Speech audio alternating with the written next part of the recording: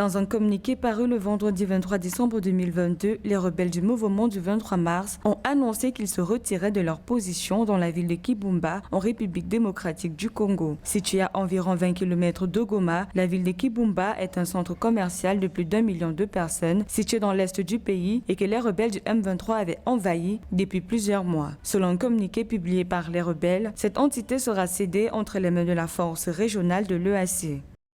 Un tel retrait peut être alors une stratégie adoptée par le M23 pour pouvoir se repositionner notamment dans le débat diplomatique en tant que tel.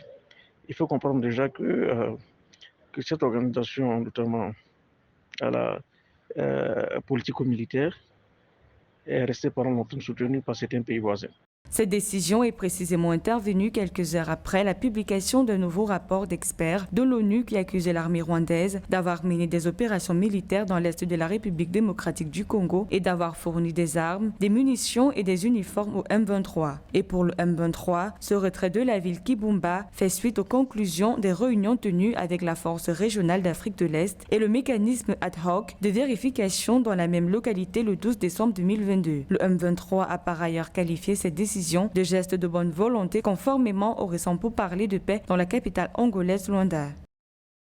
La bataille diplomatique reste malheureusement un défi réel pour elle en vue de se réaffirmer dans le cadre de ses aspirations les plus profondes, de pouvoir faire intervenir les différents accords de paix qui n'ont pas été respectés par la partie congolaise. Donc cela peut montrer déjà un signe de bonne foi de cette organisation en vue de redorer son image dans une communauté est-africaine où elle est de plus en plus contestée comme étant une organisation terroriste. Rappelons que le M23 est composé par des anciens soldats de l'armée congolaise qui se sont rebellés car ils accusent le gouvernement de marginaliser leur minorité ethnique Tutsi. La milice est par ailleurs responsable de nombreuses attaques et de déplacements survenus à l'est de la République démocratique du Congo depuis le 28 et 29 mars 2022.